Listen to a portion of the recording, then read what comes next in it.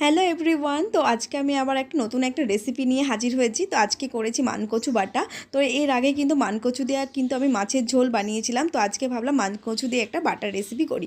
তো তার জন্য দেখো মানকচুর খোসাগুলোকে আমি ভালো করে প্রথমে কেটে ভালো করে টুকরো টুকরো করে নিলাম মানকচুগুলোকে। তারপর গ্রেটারের সাহায্যে ভালো করে এটাকে গ্রেট করে নিলাম।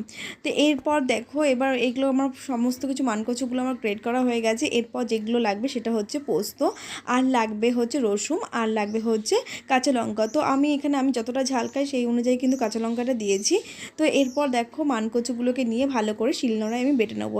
তোমরা চাইলে এটা কিন্তু মিক্সারও বাটতে পারো, কিন্তু আমি বলবো যারা বাটা খেতে ভালোবাসো তারা অবশ্যই কিন্তু শিলনোড়াতেই বেটো, তাহলে কিন্তু বাটার স্বাদটা আরও বেশি খেতে ভালো হয়। তো এখানে দেখো মানকচু বাটাটা আমার হয়ে গেছে, তো আমি এখান থেকে তুলে নিলাম।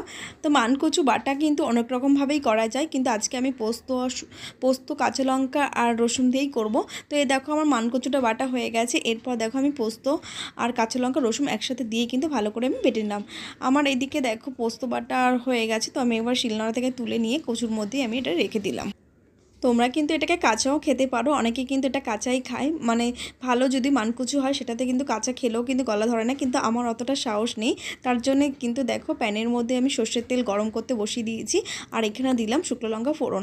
আর শুকনো লঙ্কাটা একটু ভাজা ভাজা হয়ে গেলে ফ্লেভারটা উঠলে তবেই আমি কচু বাটা পোস্ত রসুন বাটা সব একসাথে দিয়ে ভালো করে নেড়ে চুড়ে আমি মিশিয়ে দেবো। তারপর দেখো এখানে আমি নুনটা অ্যাড করছি, এর আগে কিন্তু বাটাতে আমি নুন দিইনি।